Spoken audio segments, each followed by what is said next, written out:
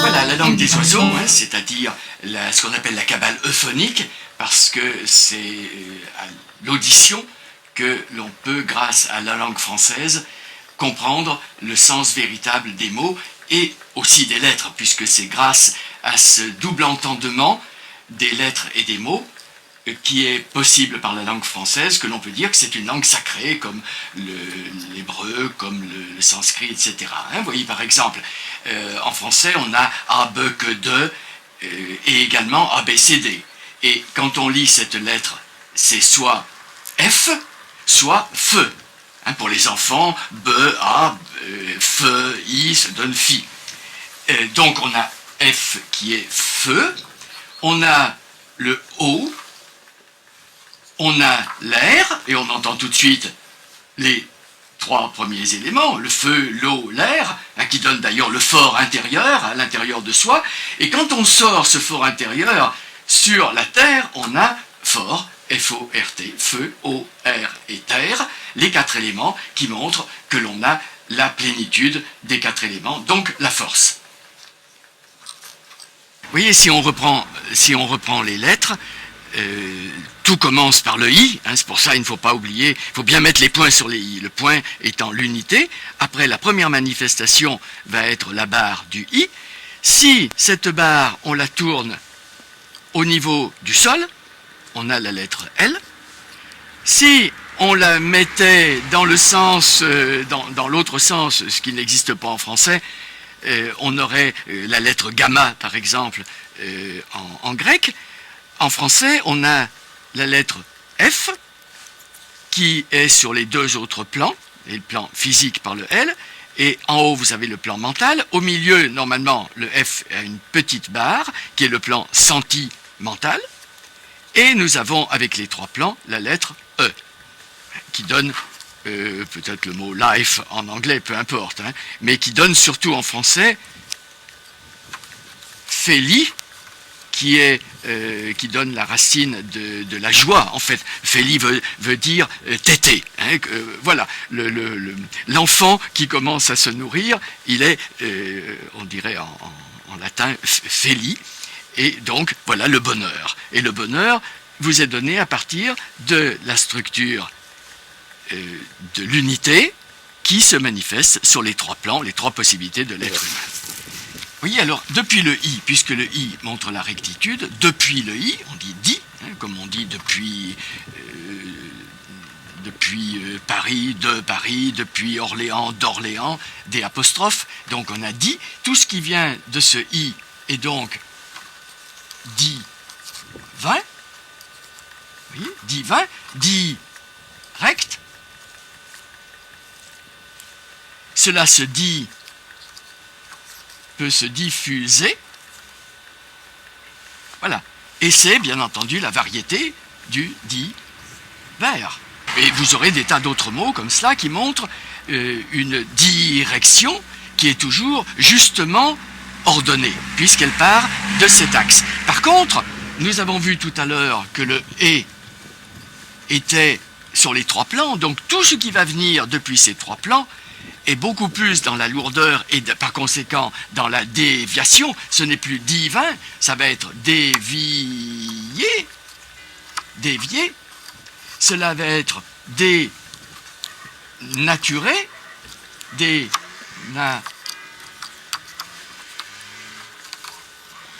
dénaturé, etc., etc. Voilà, donc nous avons détérioré, par exemple, hein, depuis ce « et », nous avons déliré. Vous voyez, c'est toujours le sens, on pourrait dire, négatif.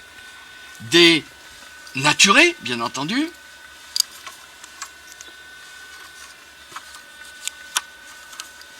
Dénaturé.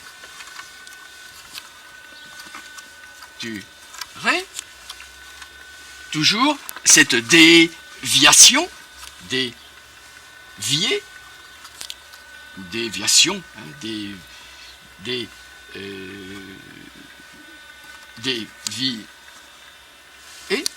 voilà. Hein, donc, dit, c'est direct, et dé, c'est dévié. Par contre, si on prend comme origine le i, on va faire un et depuis le i, édifier, et là, ça sera quelque chose de solide, et on pourra faire un die par cette méthode-là. Hein. Édifier, c'est-à-dire depuis le i, et fait depuis le i, fier, voulant dire faire, édifier. Un die qui partant de i était divin, comme on a dit tout à l'heure.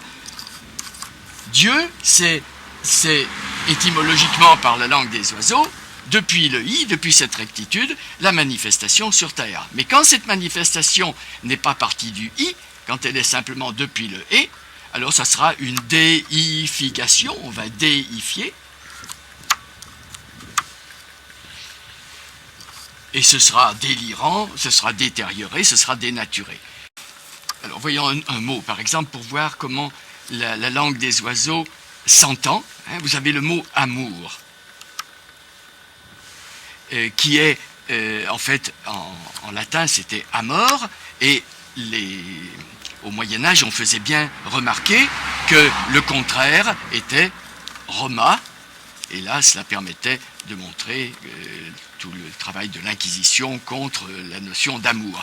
A étant privatif, comme tension, attention, morale, amorale, amour, donc amor, c'est privatif de mort. C'est là où on voit que l'amour est quelque chose de non terrestre, qui n'est pas simplement les désirs ou les passions terrestres.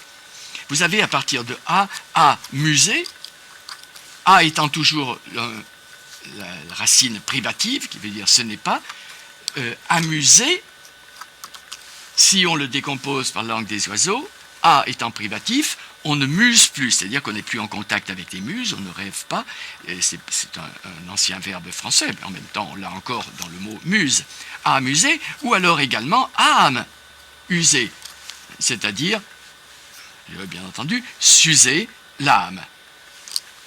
On a également, donc s'amuser est un moyen d'user l'âme, donc de ne plus vivre de manière saine. Vous voyez, à partir de ce âme, on a l'âme, comme on a dit, puisque amuser, c'est s'user l'âme.